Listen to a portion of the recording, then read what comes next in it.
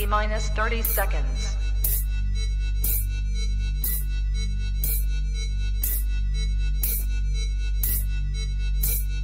T minus 20 seconds.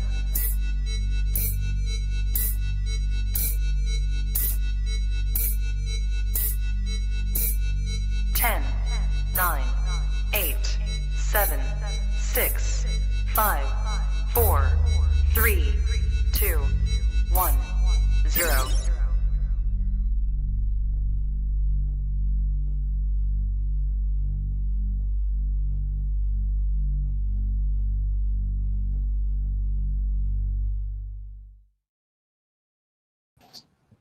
Hey, everybody. Welcome to the Trap Talk Reptile Network, the coolest reptile network in the world.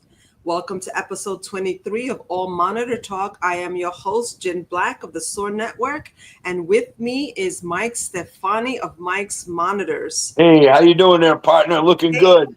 Thank you. Thank you. Okay, let me get my spiel in here. So anybody who's into reptiles, I don't care if you have a toad or a 100 ball python collection, you've got to go out and join USARK. They fight for our rights to keep these animals that we love and we nurture.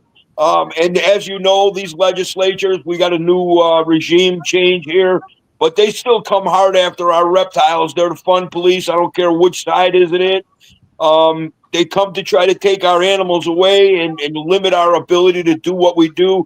And my personal take on it is, without the USARK, I couldn't do what I do. And I like to think that I do a lot of good for the reptile community and the reptile world in general by captive breeding these animals. So there's less,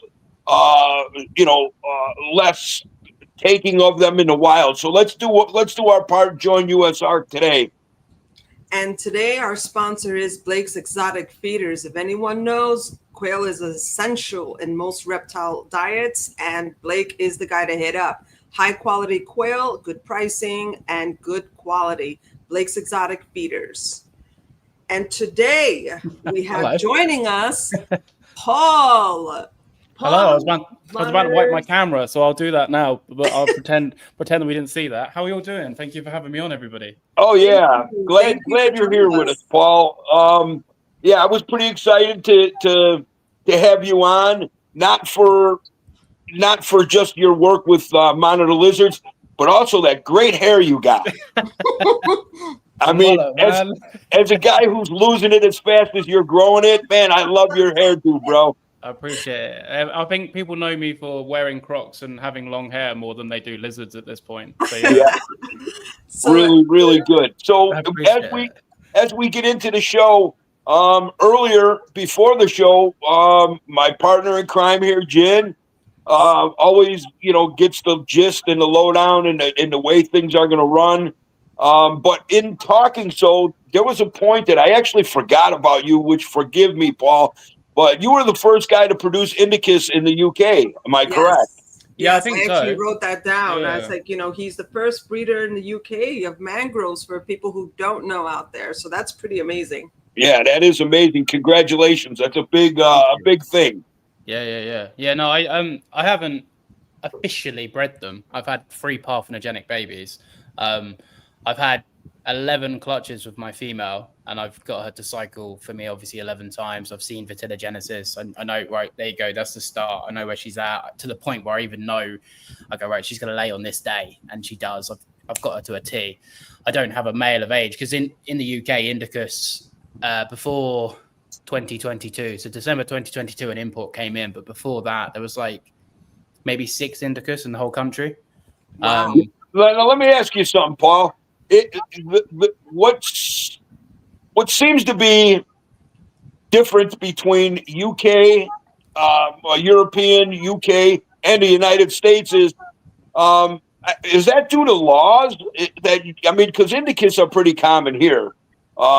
Is it your laws that hold you from getting Indicus readily imported or whatever?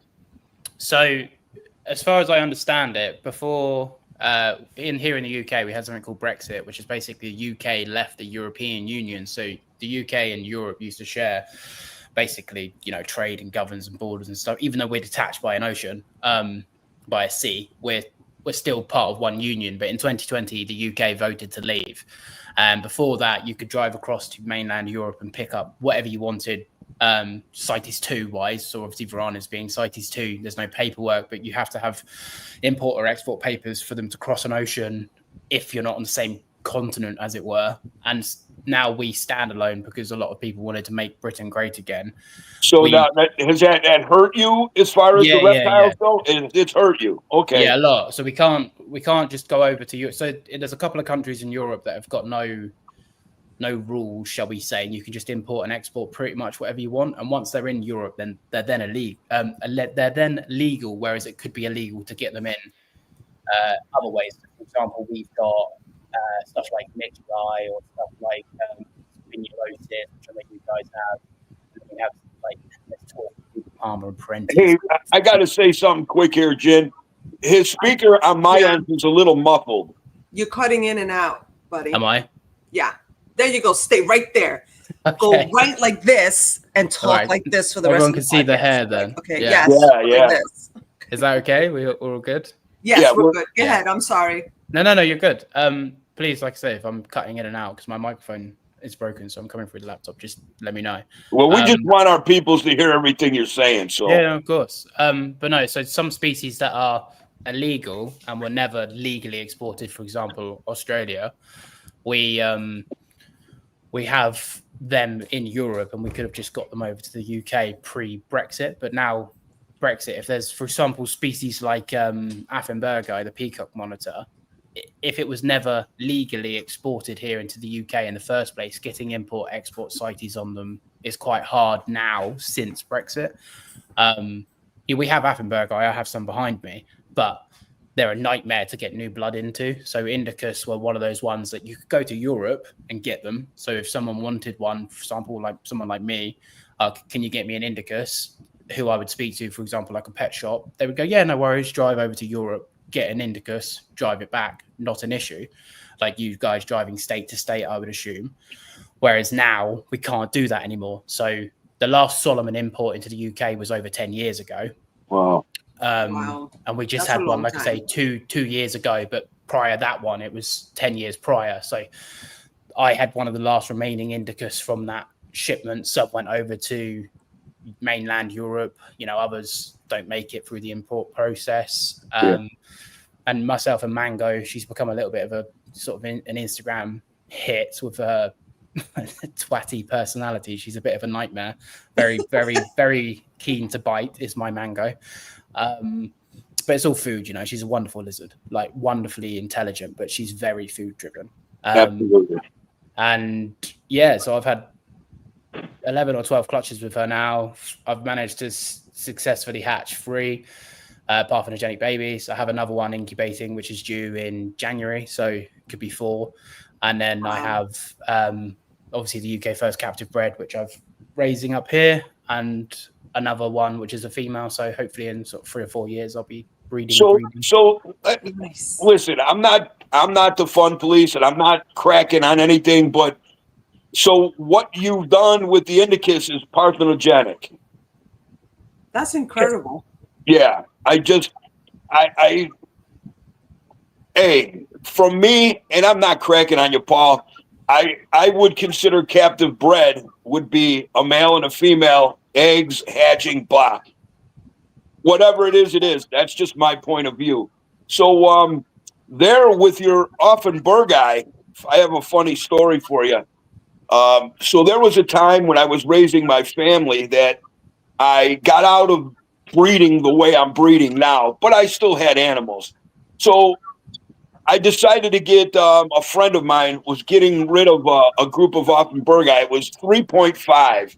And, they're not big lizards. So I set up 2 horse troughs, naturalistic enclosure, beautiful. I threw them in there, and that was the last I saw of these animals, literally. I knew they were in there. I knew they were eating. I knew they were doing well. I never saw them. And then, from my point of view is I like watching my animals like more than TV. So I became quite bored with this empty setup. So I decided I'm going to get rid of the Affenbergi. and I'm gonna get jeweled Lacertas. That was my thinking at the time. So I pulled all the animals out, sold them. I turned the lights, everything off on the enclosure. And then when I decided to get the jeweled Lacertas, of course, I had to change the setup a little bit. So I got in there. I'm moving some rocks and some plants around, and I find a clutch of eggs. I'm like, oh, shit. So I started digging up the whole enclosure. I found many, many clutches of eggs in that enclosure. Although I never saw those animals, obviously they were thriving. And, oh, my God, that's one thing I regret, definitely, not keeping closer tabs on them because, yeah, they bred like flies in that enclosure. But I never seen it. I never seen the breeding, nesting, nothing. And when I found all those eggs, boy, I kicked myself in the ass. But what are you going to do, right? Yeah, they're a shy species. I don't see them. I've only got youngsters at the minute, but I never see them at all. I might see the glimpse of a head or a tail, but yeah, I don't see. They're only young, so we'll see because they're a couple of generations captive bred, so you never know. But I think by nature, full stop, Timorensis and Affenbergi, they're a pretty shy lizard by nature, and I'm a big believer of if a lizard's naturally shy by nature, I don't think we should make it bold. If it's a shy lizard, it's a shy lizard, and we should keep it as such. Yeah, it's part of its genetic. It's its makeup. Yeah, that's how I see it. So it's hard to make you can't buy a horse and expect it to be a cow. You know what I mean? Right.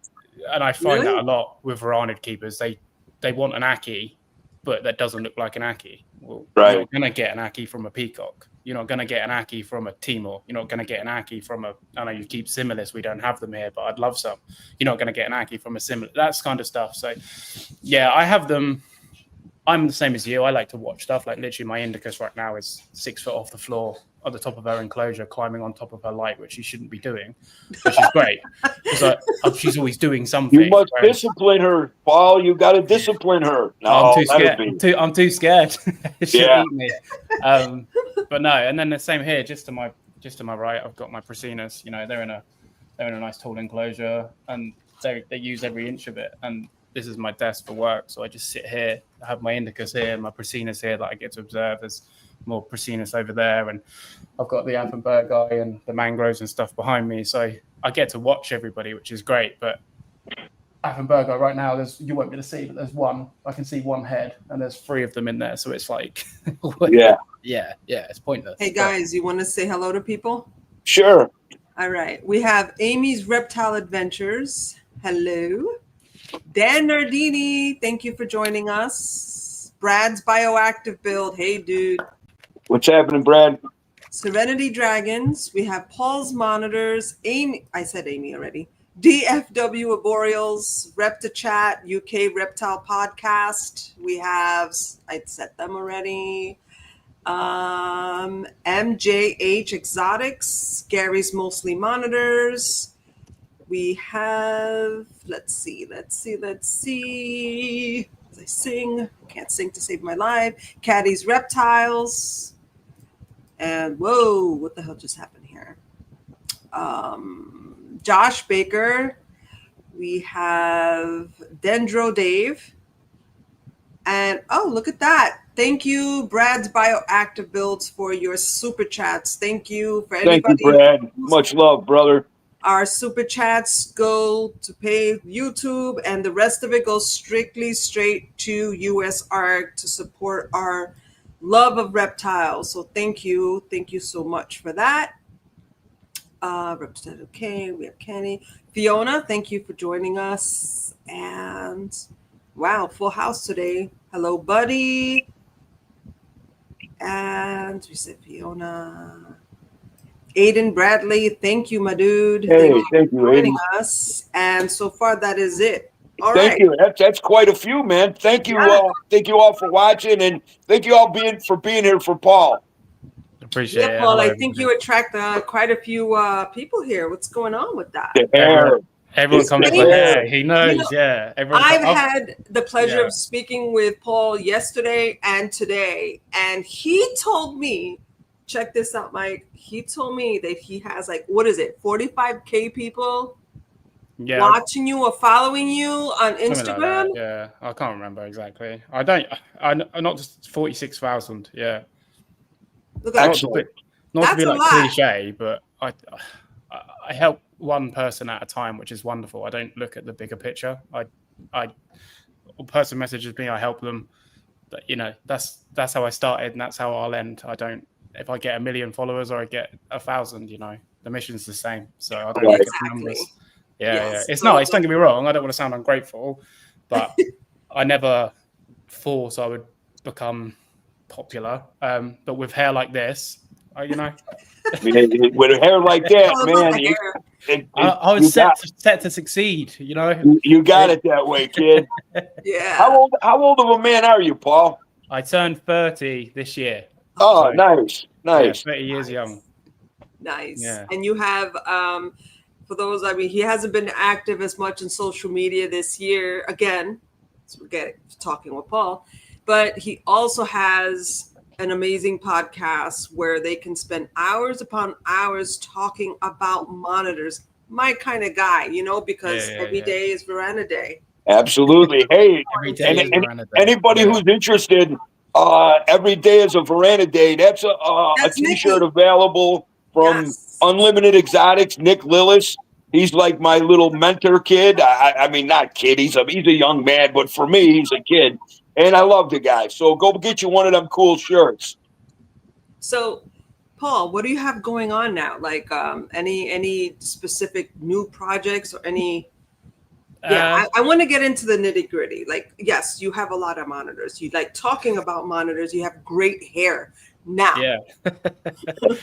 what's going on? Like, what do you have going on? I can give you guys an exclusive that my followers don't know about yet, if you like. Yeah, let's do it. Let's do it. So do it. Just here over my left shoulder in the paludarium is some Varanus mitchellii, which are pretty rare. One of two true aquatic Ordatria from Australia. They're very, very rare. First produced here by Chris Applin. A great friend of mine, Matt, produced a couple. They're still, me and Matt are doing a little bit of a something. But so, yeah, I've got some little baby mitchellii here. They're pretty fantastic. They're out in and out of the water quite a lot. They look, for people that don't know, they look a little bit like if you took a glebal palmer, a black palm rock monitor, and crossed it with like a tristus, and then gave it like a water monitor tail. Or in other words, because obviously most people tend to know what Mertens monitors are, they're just dwarf Mertens. That's basically what they are. But they're different color. Mertens are like speckled and olive. These guys are rusty red with like black chevrons on the back. They're cool. And they're from the Audatria family, right? That's it. Yeah, they're Audatria. So they're them and Semi-Remex are the aquatic ones. So they'll be in the water just as much as Mertens I would be. But yeah, they're pretty cool. So I've got those. They're already babies. What I like to do is I'm not necessarily like a massive breeder. I do breed stuff, but I like to trade. So if someone of my friends has got something I want and I've got something they want, I like to produce stuff. And you know, money doesn't come into it. Like, you want this, I want that. Let's trade and let's better the hobby and let's all keep these rare species going. I'm a big fan of trading. Yeah. So I try my best to trade everything. So most of what I've got, it's like being a 90s kid with Pokemon cards. I've sort of traded to everywhere I am.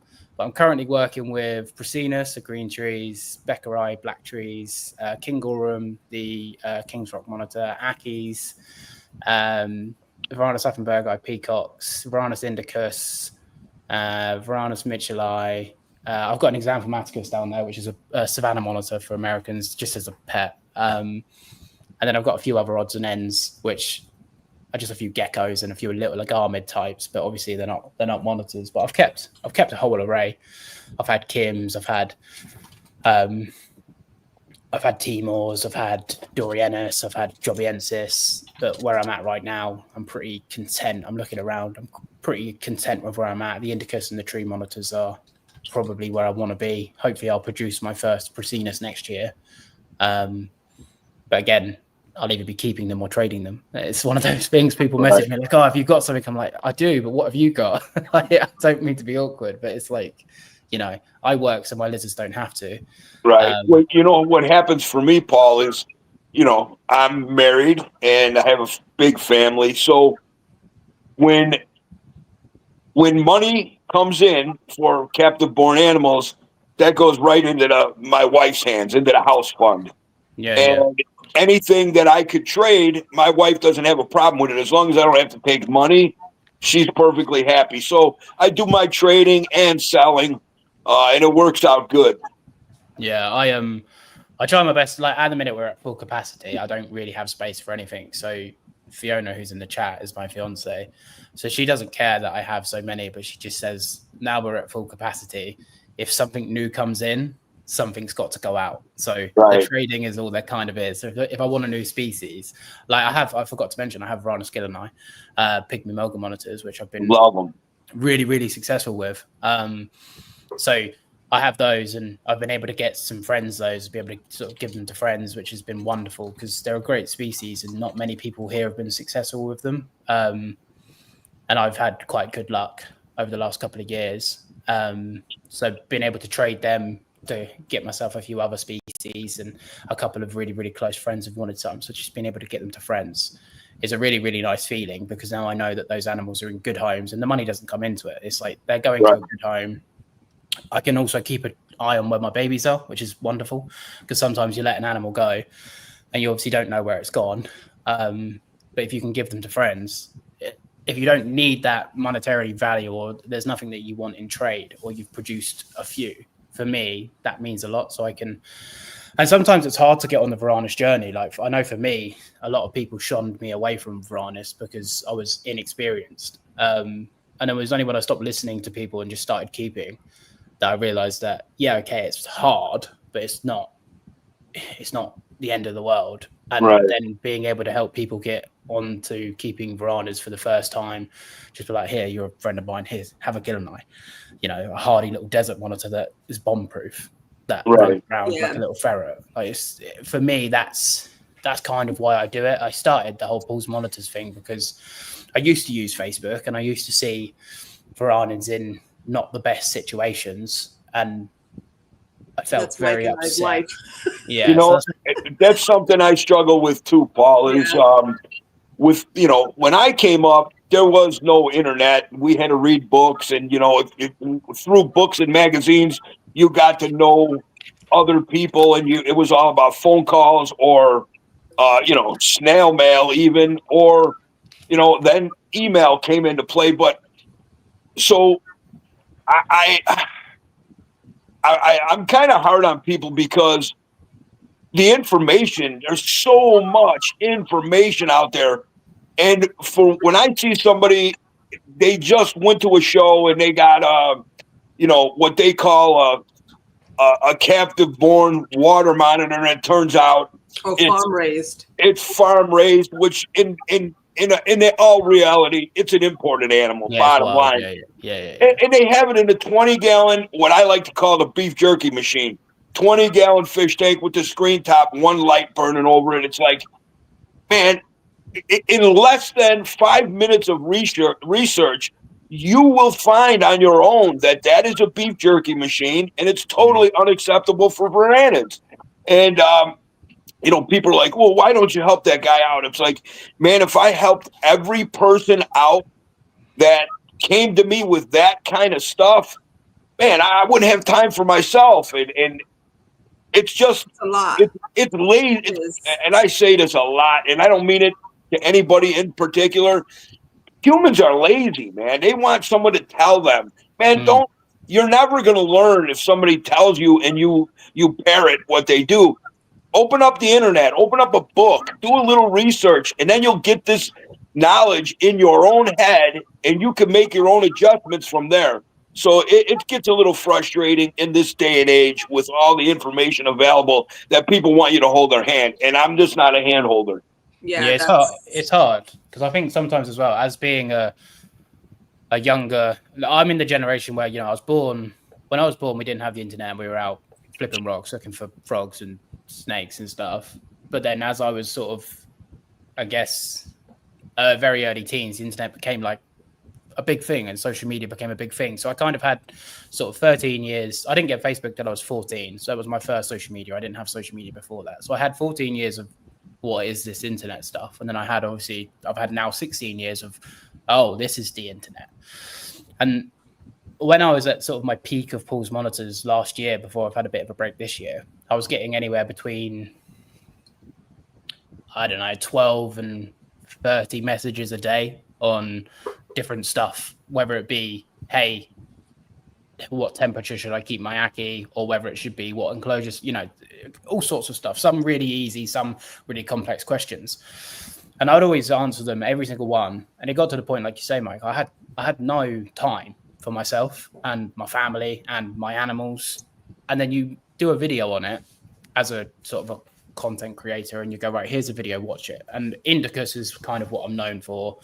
And people will message me going, hey, how do you care for your baby Indicus? How do you care for your mangroves? Blah, blah, blah, blah. So I'll send them a video and say, watch this video. If there's any questions after that, let me know. And they'll come back with 2 or 3 questions. And I'm like, oh, I answered that in the video. And they're like, oh, where? And then you give them the timestamp. And I'm like, why am I doing this? Right. The video is there. It's what I like. Mike knows more, like, because I admin 4 groups. And I support 2 other pages as well. And again, like you said, it's close to 20 to 30 messages a day. And it's like, I work, I have my monitors to take care of. I have a life, you know, so it's very, very difficult to try to screen through all that. And no matter what you do, as far as navigating and like pointing the finger, hey, look, resources are here. One of my groups literally has all videos on it. It has, you know, profiles for well-known reptiles and things like that, and they still won't go through it. People want to be led by the hand. Yeah, they want to be babied. And you know what? I don't know if you guys agree with me, but you cannot be like that and have monitors. You know what? You can be like that, but you're only going to go so far. And again, forgive me, it's just Uncle Mike, the way I talk. Here's the way I look at it. If you're being that lazy to where you want someone to tell you, how much do you really want this? Because I can tell you something right now. I'm from the old school. So if I wouldn't have done the research, I wouldn't have passionately fell in love with these animals. The research, the studying, the observations are all part of your passion for these animals. So if you want someone just to walk you through it, man, you're never going to have that passion, and you're going to fall by the wayside. And, you know, I say probably 80% of people who come into this and they bought that captive born water monitor at a show, I give them 6-8 months. And they're out. And it's not because they don't love the animal. They just don't have the burning passion that it takes to be a veranda keeper. And I say this all the time, Jen, you know, you're my governor. And it's not an elitist thing, but it's like monitor lizards are special animals. Yes. You have to put in the research and the time for these animals. Otherwise, your animals are going to suffer and you're going to fall by the wayside. So that's my little rant for that. So I'm over. Go ahead. It's completely true though, because you know I've kept a lot of reptiles in my life because I was always put off veranids by other people by telling me, oh, they're too hard, they're too this, they're too that, and I, out of respect for the people that were trying to mentor me, I listened and I didn't get into veranids. When the truth of the story was, I've wanted a veranid since I was 5 years old. And I just never did. And I got my first veranid, it was 2019. I started with Aki, so I've not been keeping veranids for all too long. It's only been sort of like 5 years. And I was like, oh, this is what I needed to be. This feels different. This is, and how I said to people, like when they say, oh, hey, how do you care for an Aki? I said, look, this is a benchmark. Your Aki will tell you how to care for it. Absolutely. And you'll see how it behaves. You also have to be skilled. And that's why I say most of the successful verandid people out there, it's a love relationship that you learn. Like you just said, you have to learn to read these animals, and they tell you everything they need. You just got to be smart enough to understand what they're saying to you. Yeah. I say they speak. I say my lizards talk to me. I'm just gifted enough to be able to listen. Yeah. They obviously don't talk, but I know what they're saying. Yeah. I have 2, and again, they're both Asian water monitors, but they have different personalities, and it's I'm still learning different, like, behaviors and things like that. They're 3 years old now. I had them as hatchlings. And it's also part of the longevity of that passion, of that love. Like, it's not one of those things that stops. Same thing with dogs, and highly intelligent animals, parrots, dogs, you got to keep working with them. It's not just a one-shot deal, teach them to sit, or, okay, he knows where his basking spot is. He knows where the water is. I can walk away. No, it's not. No. It's not about that with them. And I like that kind of challenge. I like. Yeah, they're challenging. Yeah, and they change as well. They challenge you. They challenge every bit of things that you think you know. And absolutely, that's a great point you just brought up, Paul. Is that their life cycle from hatchling to juvenile to immature breeder to a mature breeder? Man, those are literally 4 or 5 different animals. Their behaviors and everything that you have to understand about them. So, what I see your room there. Are you like in a basement of a house? Do you have your own separate room for your animals? So this is what I guess you would call the living room, I guess. My front door is just there. So when we get our food shopping, so like our groceries, we get them delivered on a Sunday. So you undo the door and you're just faced. So you see this. There's a 4 foot long, 4 foot deep, 6 foot tall with my Prasinus in it. And it's a 6 foot long, 4 foot deep, 6 foot tall with my female Indicus into it. So there's 10 foot of vivarium right there the second you undo my front door. And every time we get a postman or a grocery person, they go, "Oh, wow." And I'm like, yeah, this is... I wonder what the rest of the house looks like. Well, to be fair, the rest of the house is the fiance. So there's a guinea pig and a tortoise in her living quarters. So she has the whole house. I got it. The 2 bedrooms, the bathroom. bathroom, I was saying, because I've had that same setup, Paul. My living room, and when my kids were young, my front room, I had Prasinus, Bacari, Similis, Peach Roads in my front room. So when my kids would stay out late or when they were egging houses on Halloween or whatever, and the police would come to the door, the police are coming to tell me what my kid did wrong. I open the door and they see all this. They're probably like, no wonder, Yeah, but it is crazy. Yeah, I get service people come in, and I always tell them straight up, I'm like, there's a black dragon here, and if you go any further, there's also another dragon. And they look at me, they laugh because I use the term dragon. They're like, yeah, you're a House of Dragon fan. Yeah, we get it. And they're like, yeah. And the first thing out of this, like that awe. And then the second thing is it going to bite me? And I was like, you shouldn't be asking if my monitor is going to bite you. You should be asking me if I'm going to bite you. Yeah. And they get drawn in, and next thing you know it, they're petting them and they're like taking pictures and things like that. So it's kind of nice. I mean, you do get the person that runs the opposite direction, just right out the door. And it's like, I call the landlady. I'm like, I'm sorry, but we're going to have to get somebody else here. Now, I see your enclosures there, Paul. And I know you're in the UK, Europe, whatever, but for me, for the longest time, I've never been the lowest common denominator type enclosure guy. I always like naturalistic setups, even back in the day when it wasn't really a popular thing. And that's why I always related more to European keepers, because they've always done naturalistic. Do I see live plants in your enclosures?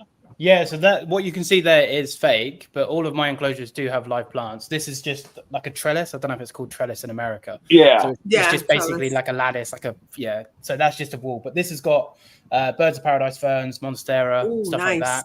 The Indicus did have birds of paradise, but being an Indicus, she's dug them up and I haven't replanted them yet. But they all have live plants. I also make a habit of at least once a week changing the enclosure around or adding something to keep the brain going. So like this big box that's just here, I put that in yesterday. So that's been outside for a couple of days, just getting smells and, being rained on. So I put that in there. But no, I'm a naturalistic keeper.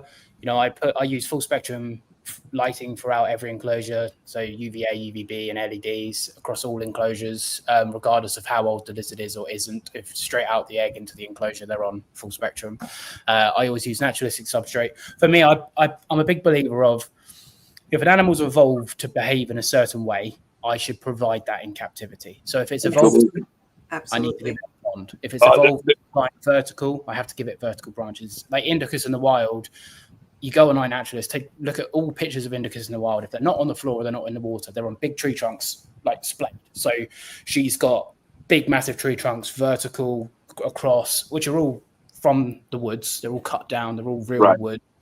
So yeah, I keep naturalistically. I don't keep bioactively because bioactive is 99% impossible in captive. Bioactive is a term that the hobby just throws around. I have springtails and I have isopods and I have worms. Right, and I'm guilty of that. I call my enclosures bioactive. However, I to whatever the term bioactive actually means nowadays, I don't know. But I've always used soils from outside, and I call it bioactive because I have millipedes, centipedes, roly-poly, springtails, worms, all kinds of shit living in my substrate, and I call that bioactive. Just because my soil, like the filter bed in a fish tank, my soil is a live environment.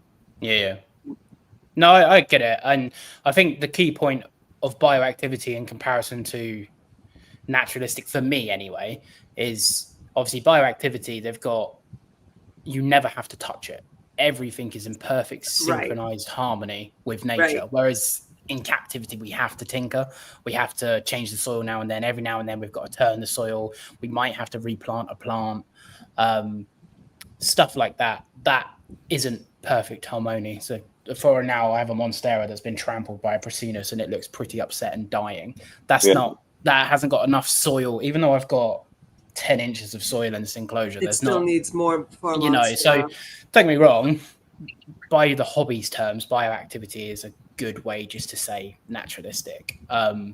So I keep bioactive or natural in all of my enclosures. I have live plants in all of my enclosures, wood from outside, dirt for the most part, not in every enclosure, but I also collect dirt from outside. If there's bugs, even better, throw them in. So that's something that really bothers me is when people I see on the internet all the time, people come in and they're greenhorns and we're talking about varanids. These are strong, smart, capable animals. And they say, hey, I found this really cool log outside in my yard. How do I disinfect it? I'm like, you don't.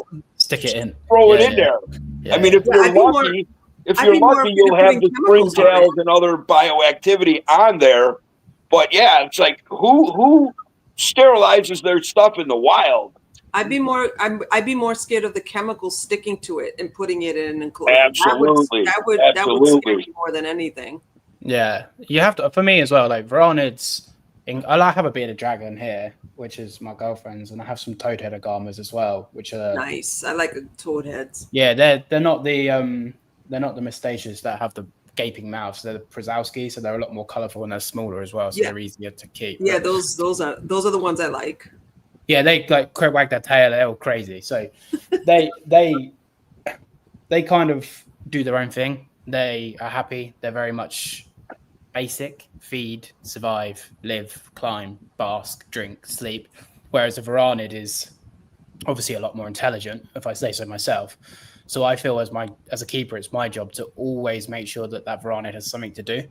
Yes. I don't know, when Mason was on, he mentioned that I do the test tubing with the tree monitor complex, but I'll always puzzle feed everything. Not always, but like I'm a big believer of if I feed a locust or a grasshopper, that grasshopper never gets away. Like at some point, the lizard is going to catch it because it's in a box.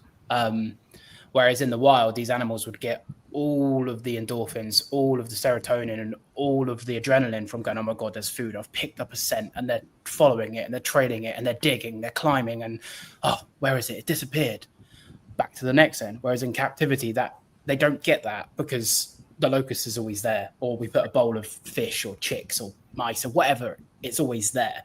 So this brain pathways of these varanids that they've evolved to do in captivity is really hard to replicate, especially when they're such, they've got the forked tongue, they've got the Jacobson's organ, they're designed to follow scents. So I'll always try to smear food and then bury it, or like That's what I indicus will do.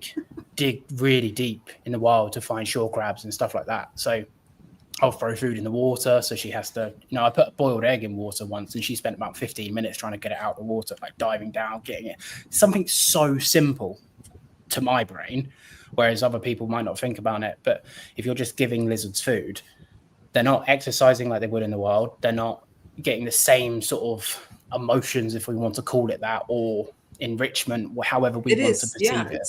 Well, So, you know, I don't mean to interrupt you, but along those lines, while we're on that subject, I wanted to say that, for your larger monitors, any monitors really, but for your larger monitors, like in very large enclosures, I hear a lot of people say, "Oh, my monitor fell off a branch and he broke his neck." It's like, dude, how many times do you think a monitor falls out of a tree and breaks his neck in the wild? I'm sure it happens, but it's very rare.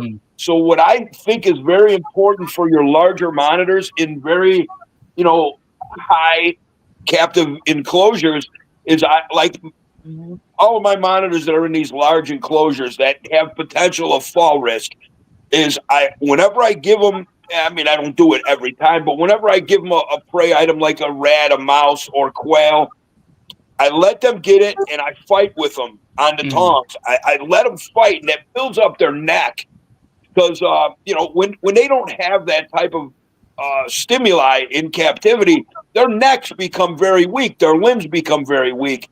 So I think it's very important to neck exercise your larger animals by fighting with them. Let them shake it around, and it keeps their necks broad and strong, and they can withstand some falls. No, I completely agree. And also, you think in the wild, I don't keep Asian water monitors. They're not, for me, I don't think they're feasible to house in captivity, because here in the UK, we're all crammed in. America has a lot bigger real estate. But you think about how much an Asian water monitor in the wild, or any monitor for that wild, indicus complex, they're going to come across carrion. They're going to find a whole rabbit. They're going to be in it. Like an indicus can't eat a rabbit. Whereas it can go in it and it can do this and it can twist and it can pull. I've fed my indicus huge fish that she can't swallow down. So she breaks it, gets her head in there and her neck, So there's so much we can do to better the lives of our captives, which are really simple things to implement. And they don't cost us any more money. They don't take us really any more time. And again, sort of how you were saying, if you don't have that time to put into that animal, our varana is really for you. And that's the kind of thing. And especially when you have a few of them, like having one or two varanids is wonderful because you have a lot of time to dedicate to them. Whereas when you have a larger collection, such as myself, I'll only speak for myself. Sometimes I do find time very sparse, but I'm very fortunate that my wonderful fiance, she understands that I'm a weirdo and I need to be in here with my lizards. So, she lets me do my thing. So if your significant other is not on board, maybe contemplate what reptile you get, because these things are like worse than having a child. I have a child. Yeah. I know what it is to look after a child, and these things are way more demanding than a child. So, yeah. Yeah, I actually, and I spoke to Mike about this. As far as the enrichment part goes, I have free roaming monitors. They have their enclosures, but they also free roam. So what I do is I take my Amazon boxes and I hide leaves in it, fur. I make them work for it. And as you said, that whole tongue, that whole neck action is, a lot of it has to do with them trying to get in to investigate, and then their claws start coming out.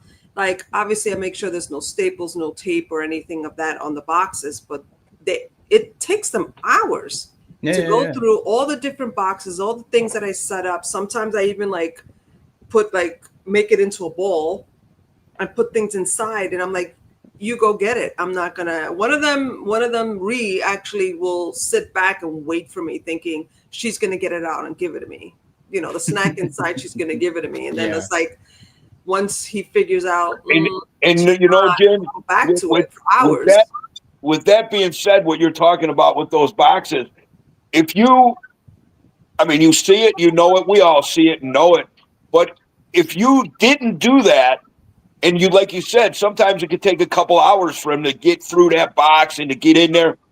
The alternative is sitting under a basking light for 2 hours with not, looking out a window. How boring! And for such you an know what? intelligent animal, it's torture. It really is torture. But You that's the got to same thing with stimulate that dogs. brain. That's the same thing with dogs. People wonder why they tear up things. People wonder why. Monitors are no different.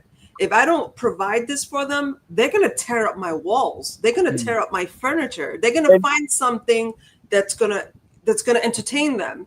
And chances are it's something I need as a human. And psychologically, they become bankrupt. And you can. Yes. These are such intelligent animals that when they do become psychologically bankrupt, you could look in there and they just sit there like this. Yeah. They're bankrupt. Their brain. You see that in a zoo? Oh, it breaks my heart. Like they'll have a beautiful enclosure. Don't get me wrong. It's just not enough. And then the animal's just there. Literally, it's already checked out. Like by the time that eyeball moves to shift to look at you, it's glazed over. It's done.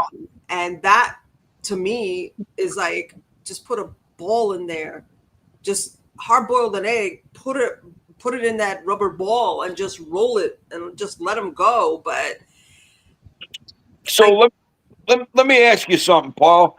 Do you build your own enclosures, or are you buying like pre-made and then you just screw them together, or do you build your own, design your own? I've done both. I have both. I used to be an electrician. I've recently got a new job this year in the reptile industry. So I work for a reptile company nowadays. Shout out Haberstat. But I was an electrician for 15 years. So I'm quite handy. And I know my way around a screwdriver and a drill. So Mango's enclosure I built myself. We recently moved house sort of 4 months ago. And I didn't build it to be dismantled. So it took 4 of us to get it apart with how much sort of silicon I'd silicon the joints. So I knew it'd be so humid in there. But yeah, I do both. I don't keep like my current biggest monitor is my Indicus, and she's 28 inches total length. She's not a big lizard. So I haven't got anything where I need to build stuff. And like this enclosure here is 4 foot by 4 foot by 6 foot. And I found it on Facebook Marketplace for £200. So I couldn't build it for £200. So I brought it. It was flat pack. I put it together. Whereas I've got a couple of others that I've built myself. And if I'm completely honest, the time it takes to build it with everything else that I have going on, sometimes for me in my instance, it's I just wait till something comes up. Like I have here a 4x2x6, which is right in front of me, which is my young Prasinus is in. And again, I got that for free. Someone was just giving it away. So I'm quite resourceful in that sense. I'm not. Yeah, it's really good. Yeah, I know your room, Mike, is obviously I've not seen it, but I've seen videos. You have all stuff you've built and it's all aesthetic and beautiful and wonderful. It's gorgeous. I try and keep that inside of the enclosures, but the external of the enclosures, I don't care what they look like as long as they're functional and the lizards can do what they need to do. Personally, I don't really care what they look like.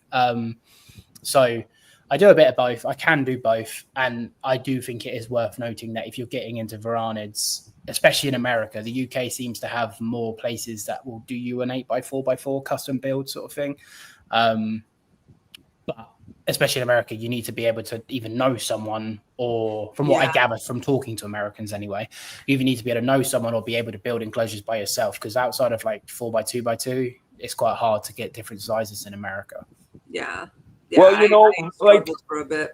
In America, it's like when I go back, like you said, everything is standard. It's pretty standard. So if you wanted something custom for an area or whatever, you had to build your own. And I'm a tradesman. I'm a retired cement finisher. So like you, I'm pretty handy around tools. And it's just, I can do it. I could do it myself. I don't have to wait for the turnover time that some of these companies have. And then when you get it, you realize, wow, I can't believe I paid that. That's flimsy. Or if this joint was, if there was only a support here at this joint. So I was just tired of all that. And you know what? So I guess what I'm trying to say is when you want something done right, you do it yourself. And like you said about my room, believe me, I always start off with my cages. Once everything is done and in place, then I say, wow, if I only, put a fascia around this and that, it would look like it was behind the wall. Even though, there's anything behind my walls here, it's all inaccessible. I can't get to it. But, it looks a little bit better in the time. But again, it's not necessary. And it wasn't my first goal. But once everything's up and, then you could dress it up a little bit. That's where I went with it. Yeah, I don't know if Brad's still here. Oh, sorry, Jen. I was going to say Brad. I was just going to say, like, usually sometimes as you're building, you start, the imagination starts going, and then let me try this, let me try that. Yeah. Yes, you were saying about Brad. Yes. Brad, he does, like, for me, the inside of my enclosure, for me personally, the inside of the enclosure is what's important, because obviously that's what the lizards interact with. And if you want to make the outside look really aesthetically pleasing, then more power to you. I'm not going to stand here and be like, it's not a waste of time at all. It's what people take pride in. And obviously Brad, he does a fantastic job of inside and out. Yes. And I know he's had inspiration from yourself, Mike, and I've spoken to Brad a little bit about it. And you guys both do a great job of, when you walk in, you go, wow, this looks like a zoo. And then when you look inside, I think there's a difference as well from, like, for example, if I was to build my Indicus enclosure again, start today, after keeping an Indicus for 4 years, I would know what to do completely differently. But the problem is, when you build an enclosure, it's built. So going in and doing renovations sometimes makes that quite difficult, because it's like, where does she go and how long is it going to take me? And if I need to use any sealant or anything like that, then I can't have any animals. There's so many caveats. So it's always good to do it right the first time. When we moved, we actually took a rip saw to the bottom of this enclosure and we cut the base straight off. So we had the 6x4 base that we were carrying through, and it took 3 of us to carry it. And when I rebuilt it all back up, I was like, right, okay, I know what she does. I know how she's been interacting. I know what she likes. And I've redesigned the whole enclosure. Yeah. And I've put a lot bigger, more vertical logs. And sure enough, she just sits with her arms like this, her legs, in that typical pear shape that they do, which she had the option to do before. But now she's got much bigger, thicker branches, which I knew because I've kept her. And that's, again, why it's so important to change things regularly, but also maybe even look at your designs once a year and be like, right, okay, she's not used that, but she loves this. So if I put this that way, and I put this that way, then every year or every 6 months or however the time frame is, you do it every month. If you don't change everything, because there's going to be good mentally, but there's probably some stress in that, and they have their comfort corners, if you want to call it that. Like her nest box is like a 3x3x2 submerged box, and it's just filled to the top with soil, but she can go in it and it can be a humid hide or it can be a nest box. So if I took that away, all of a sudden she's like, well, where's my bed? Like, having to look somewhere else for it might stress her out, because she knows that she's always nested in there. Whereas moving wood around, trees fall in the wild, logs get hollow. So think about what they're going to expect to see in the wild. Think about, in the wild, they, in their heads, are like, I know where water is and I know where I sleep. And unless something drives me away from my territory, whether that be man or a predator or whatever the case may be, I've got food in this area that I'm going to go and look for. I've got my water here. I know where the pond is or the lake is or the stream is or where a puddle is. And this is a safe route or a safe tree or a safe log that I know. And I can get myself to that. And everything else is, up to the imagination. And that's our job in captivity, to allow that imagination. A storm rolls in, all the trees fall down, the leaves all blow up. In captivity, they get perfect sunlight for 14 hours a day, every day. And that doesn't exist in the wild. So some days I turn the lights off. Some days you only have lights on for a couple of hours. Like, I season all of my animals, even the equatorial ones, because in Indonesia it still gets cold. Yes. They get wet, they get dry. So I think you need to look into where they come from. Well, with that being said, you basically expounded on the understanding of how to read your animals, read what they're telling you, and they're storytellers. They'll tell you what they need. One thing I got to say with as a breeder, nesting females, they don't want change as far as that nesting goes. Even in the wild, when they find a good spot, females will defend their territory, because they're such resource garters because, you know, when they find, it's not easy for them to find a perfect nesting spot or a perfect basking area that overlooks their nesting spot or a perfect water hole that coincides with their basking and nesting area. So females are very, very instinctual resource garters. So, you know, all of my females, when they nest, I mean, they nest within 5 inches of where they've been nesting for years. So when, like you said, in the wild, when storms come and disrupt things and trees get blown over, I know they're still going to look, if it's a resource like a survival resource like basking or nesting or a water source, they're going to stay in that area. And they'll make do with the new log changes and humps in the dirt and whatever, because, you know, to find the perfect nest, it's survival for them. So when it comes to things for their survival, they're very bullish on maintaining that.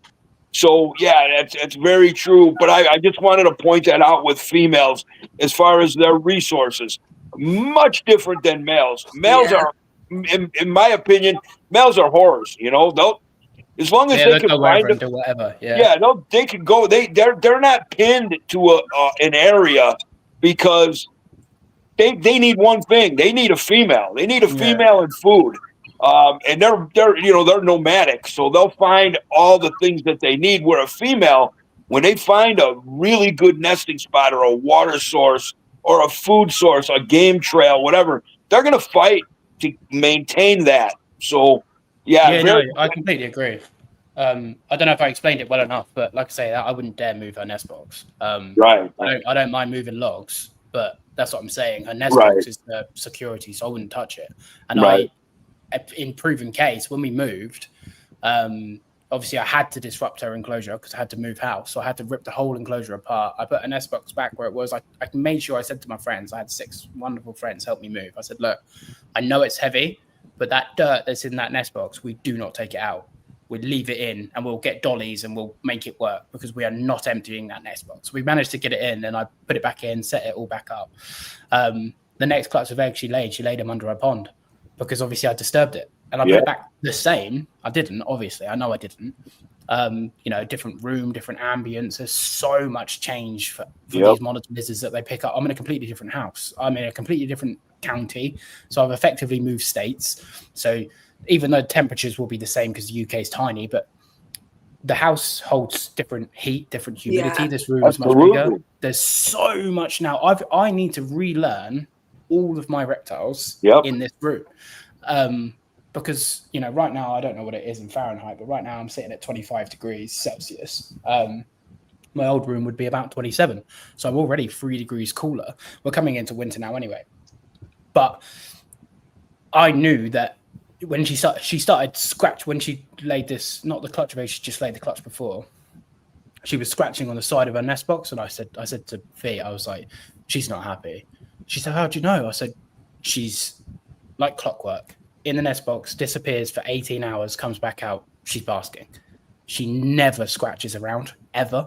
And I said she's not looking for food because she's in vitellogenesis and she's past the point now where she's not eating. So I know she's trying to nest. And because she was scratching around the nest box, I was like, oh no. And instantly your brain goes, oh my God, what can I do to make it better? Because I know she's unhappy. And she ended up digging a tunnel right. And thankfully I've got there's a foot of soil in there. So she's got a lot of dirt in there. So she dug a tunnel right from the top and managed to somehow get under the pond. And there was only about this much because I put the pond on the floor. So obviously they can't dig under it and it can capsize on them. But she managed to find this little spot. And where the pond obviously is warmer and holds heat, it makes the soil near the pond warm. So she's found this little spot. She figured it out.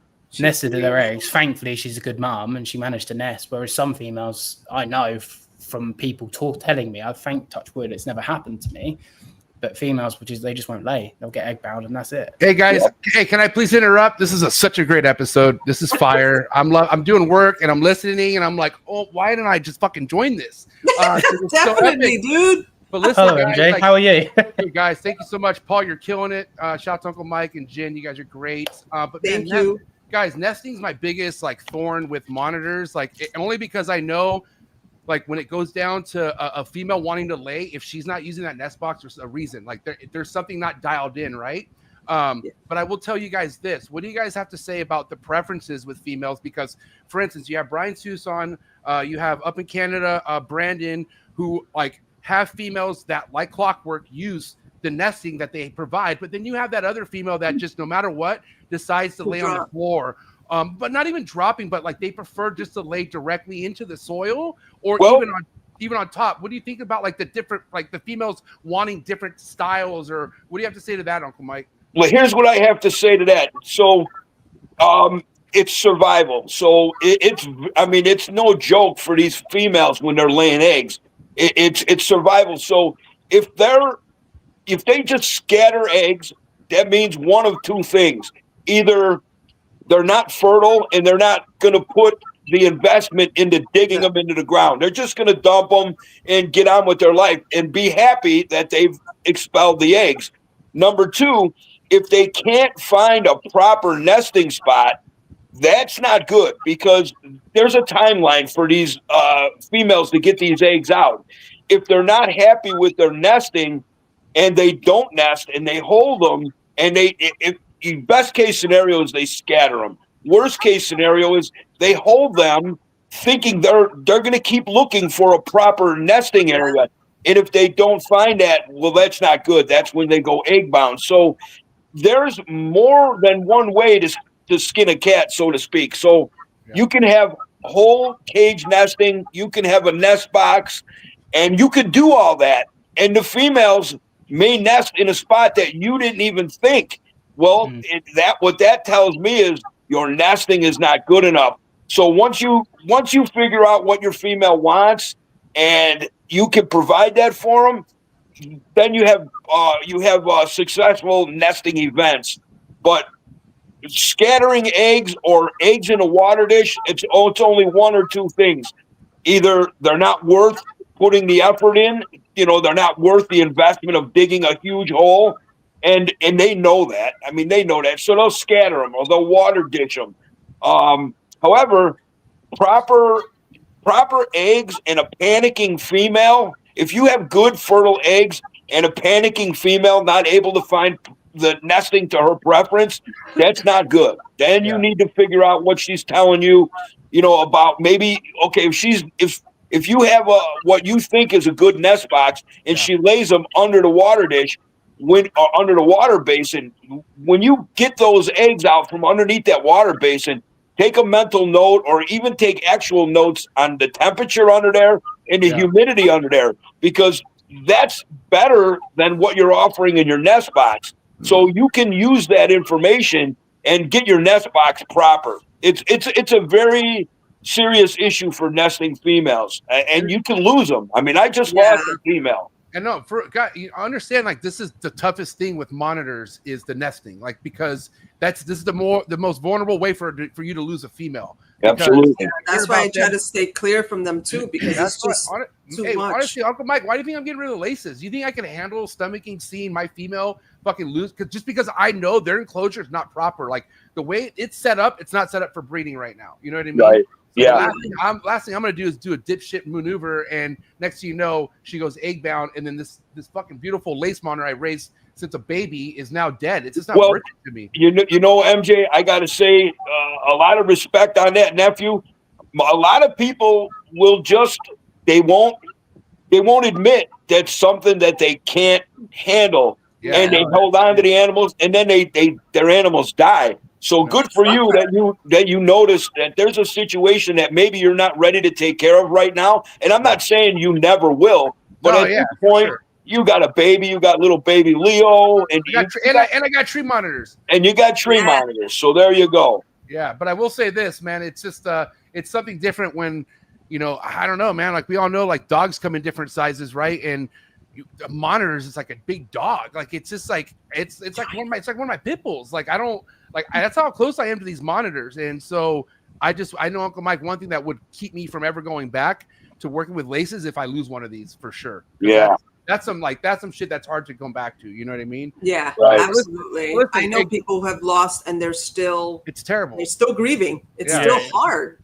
But you can be successful with nesting though. Like I say, I've had 11 clutches from my indicas. The only one time she's misnested was when I moved house and I upset it. Like you can have a wonderful female, and I don't know, your AC could break and your ambient temperature just goes down a couple of degrees. That changes the whole enclosure. Absolutely. So your female will be like, well, what's going on? And because she's confined to a box, regardless if it's a big box or a small box, No, right. She can figure it out. she can't. She's like, okay, I'll keep looking, and she can never find it. In keeping monitors, and especially in monitor breeding, I mean, that's what I always refer to because that's what I do. Yeah. Stability. Stability is the whole key. Once you get a plan and it works out and your females show you that this is good and this is what we like, now it's up to you to have the stability and to maintain, you know, that whatever you'd call it, you know, that baseline of temperatures and humidity and fluctuations. Once you get that dialed in and your animals tell you that they like it, that's our job, is to sustain that, to maintain that, which is not always an easy thing to do. Like, you know, and especially, but here's what I tell people, man, I do that in a basement in Wisconsin. So it's possible you can do it anywhere. I know people in Texas struggle with different things. People in Florida, you know, there's different temperatures and humidity and barometric pressure. People never talk about barometric pressure is freaking huge to these animals.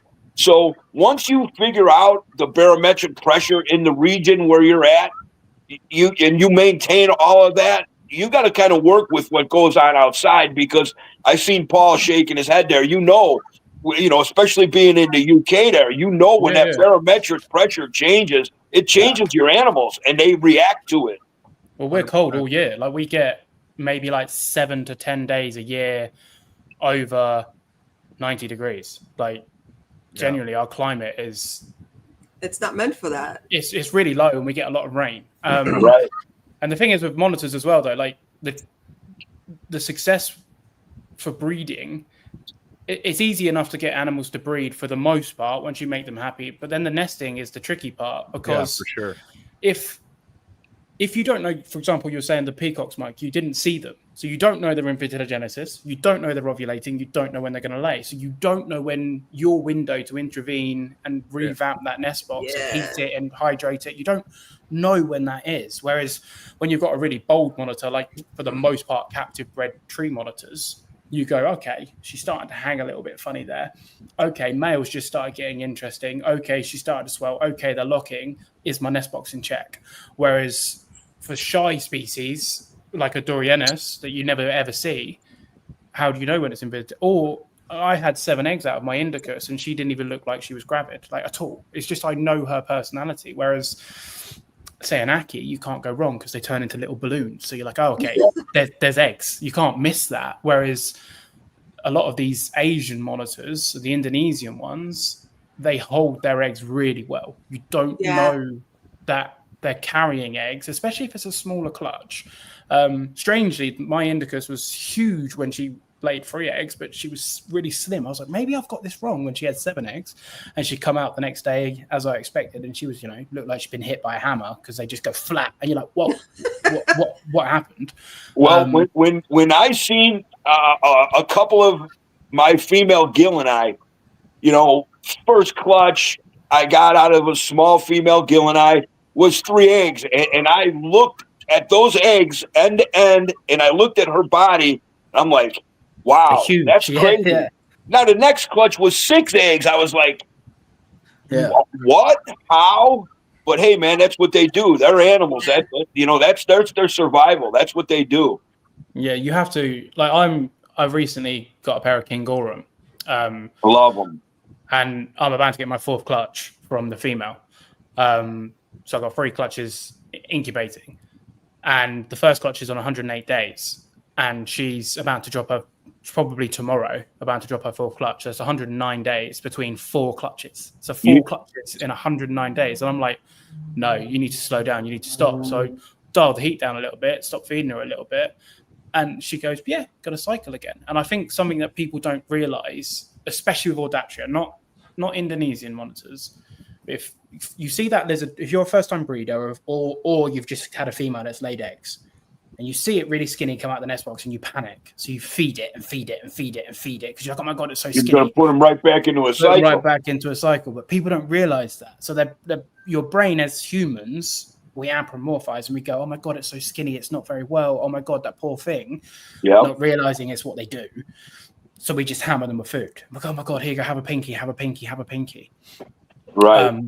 And that lizard goes, oh my God, like there's loads of food here. There's so many calories in abundance. Let me breed again. Like my babies are going to do great. So they go into a cycle again. And if you're this is again, no shade, but if you're inexperienced and you haven't learned to read your animals yet, you might not realize. And all of a sudden you have eggs again and you panic. You go, oh my God, she's really skinny again. And she's laid all these eggs. And you start to go. And then this is when it gets even more. If you're not doing your calcium right, you've not got UV and stuff like that. All of a sudden, all of this calcium is being drawn from these females that you're overproducing, and you get this visceral circle.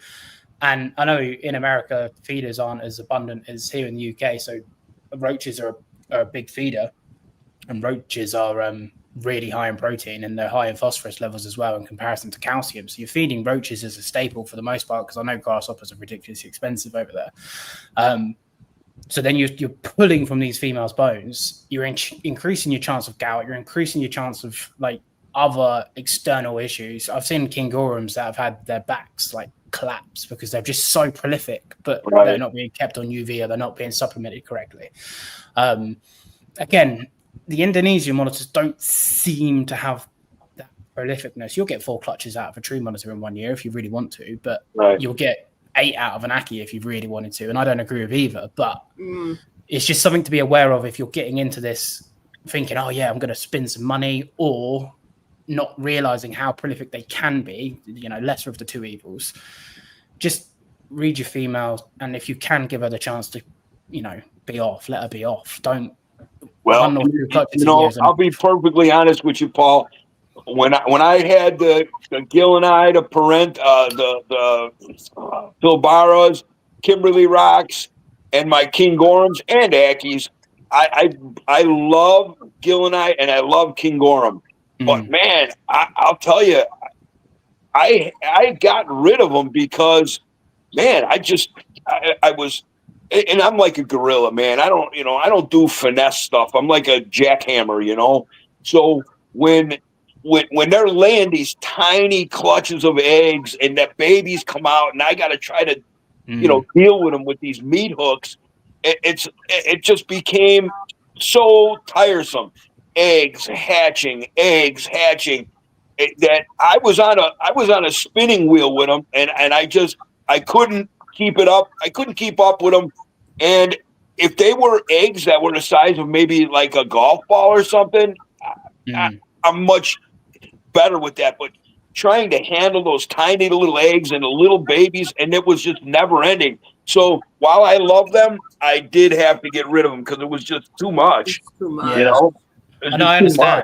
I've had it, like I say, the Kings, I've only had the Kings sort of 6 months, and they've been very prolific for me. I've had a few fertility issues. Like, for example, the second clutch was all infertile, and the third clutch, 2 eggs were infertile. And I'm like, okay, is it my care? Is it my diet? Is it my supplementation? Is it the male? Has he not been cooled enough? He's had a chance to fully, go through spermatogenesis for a winter period? Or is it that they just produce so many that some of them are going to wind up being infertile? Right. The truth is probably somewhere in between both. That's probably the truth. So I'm hoping that this is her last clutch. I'm going to winter her, let her both of them get really cold, and then hopefully in the spring she's slower. That's the plan. If they bred naturally the way they bred here, they would literally be like cockroaches. They would be everywhere. So I do agree with you. It's probably a little bit of both, your fertility issues. But again, in the wild, they're not putting out 6-8 clutches a year. They're just not. Their environment and their habitat that's not conducive for these types of breeding numbers that we see in captivity. Yeah. So it's good and bad, but it's not it's not natural for them to No, put I out agree. 6 or 8 clutches a year.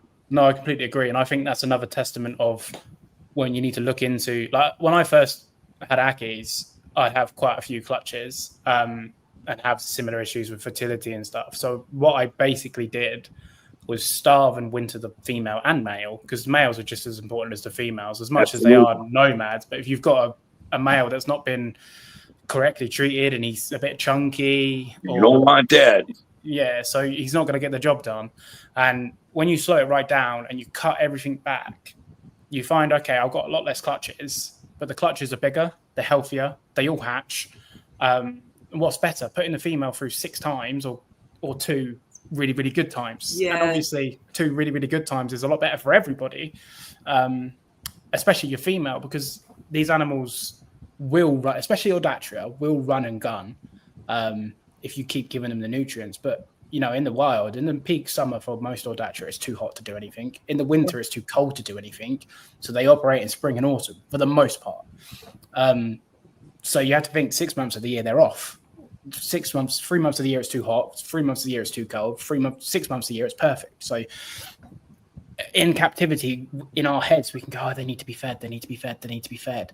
Whereas reality is a week off's really not going to hurt them. It's probably going to do them a lot of good. Well, you know, I say to people when I see people who show me their animals and they're literally shaped like a sausage or like the larger animals, Jin, we always say football shape. It's football. But Datrias, when they're shaped like a sausage, when they're narrow at the ends and really big in the middle, it's like, man, you're doing that animal no justice. Give them time to get skinny. I mean, that's what they go through in the wild. They're not getting these nutrients in the wild like we get them here. So it's very hard for me with my water monitors and my Tojis to keep my males lean. And the only way I keep my males lean is they don't get nearly the amount of food that my females do.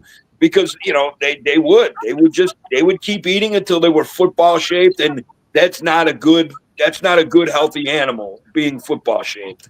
You should always be able to see their lateral line. I don't care what the species is. As long as the base of the tail has some fat to it, you're good. That's your indication. If your animal, if you see round more than lateral line, you need to cut way back, because that lateral line for me is an indication that your animal is healthy. It shouldn't be stretched out. It should always be able to see that lateral line. I mean, I'm not saying straight after a feed, of course. No. Yeah. But in the following, 2 days, if somebody says, "Oh my God, look at that lateral line! I better feed him again." No, that lateral line is a good thing. Yeah. It's a good thing. Oh, that stomach dragging. Oh, I've actually known people who show me pictures of the scales actually rubbing. Like there's been like any time now, like probably will break or crack or something like that because their bellies are hanging. Yeah, and I'm just like, horrible. Oh God. Like, a lot of it as well is like heat though. If you're not heating, well, just before I jump onto that, but people always struggle to sex varanids. If you've got a healthy, lean varanid, you can sex it really, really easily. Absolutely. If it's fat, okay, is it not? I don't know. And also, I don't know when my female's in vitellogenesis or when she's cycling or however you want to word it. But if she's not fat, you'll know. Right. Yeah. She swells up like a balloon. She'll shrink back down, and then she'll slowly get bigger. But a lot of monitors are under-energized. And it's similar to the lateral fold. If your monitor's under the basket lamp all day, you're too cold. If it never goes under it, you're too hot. If it goes under it for a little bit of time in the morning, a little bit of time after food, and it runs around all day, dipping in and out, you're about right. Whereas if you're not hot enough and you're feeding it heavy, it can't burn those food, and that food then turns into fat. And for the most part, these animals shouldn't have any fat at all on them. They're the Spartans of the lizard world, of the reptile world. They are the all-terrain warriors that can do it all. So across all taxa, so they should not be even boss monitors. People just through Facebook assume they're supposed to be fat because that's all we see. Yeah, if you Google a wild male savanna monitor in the famine period, you would think that animal's about to die, but that's just that's what they go through. So that's what they need to look like. Right. And that's so when you know when I see the big ones, you know, the Bosque, Savannahs, Niles, water monitors, whatever the case may be. And there are these big round animals that are shaped like a football or a sausage. What you got to understand is that fat store that's making your animal round, that's there for a purpose. That's there to get them through these very, very lean times that happen in the wild. In captivity, they don't go through that lean time, so there's no need to get those fat stores huge like that, because the fat stores go to fatty liver. Fatty liver shuts down their kidneys in an early stage of life. So fat, big round animals, people are proud of them, and they show them these big fat football. And I'm like, oh, I love my animal, dude. If you love your animal, you'll listen to me. That's too fat, dude. It needs to be cut back. And I'm not saying fat stores altogether are a bad thing. Fat stores they're there. When they're built up to these football shapes, they're not getting rid of that. No, you'll never lose it. Yeah. Because we love them. We love them, and we love them to death.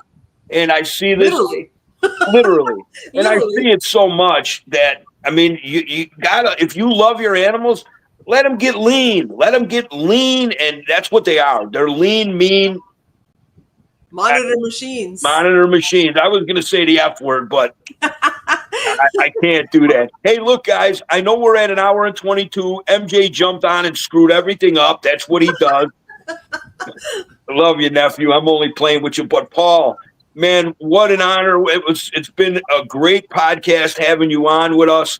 I have a lot of work to do here now, and my helper's only around for a little while, so we're definitely going to have you back for Paul 2.0 because, man, this has been a great, great podcast. Thank you for spending this morning with us. Yes, no, it's fine. Yeah. No, I appreciate you inviting me on. Like I say, it's been a while since I've been in the podcast seat, so it's been good. I'm always happy to talk Varana Day. Every day is Varana Day. So absolutely. That's awesome. Yeah. It's all we do. It's what we're here for. We're all here for a united message. And I just want to say before we go, if you're in America, support USARK. If you're in the UK and Europe, support responsible reptile keeping. We all love animals. We all love reptiles. And there are genuinely people out there trying to take this beautiful hobby away from us. So let's stop fighting internally and let's come together as a united front and make sure that we all support the local authorities that are genuinely trying to help wherever you are in the world. And, let's love each other and stop fighting internally. And at the end of the day, we can fight about it until the cows come home. But if we can't keep them anymore, what's the point? So that's a beautiful message you just let out, Paul. I really appreciate that, and I appreciate you and what you do.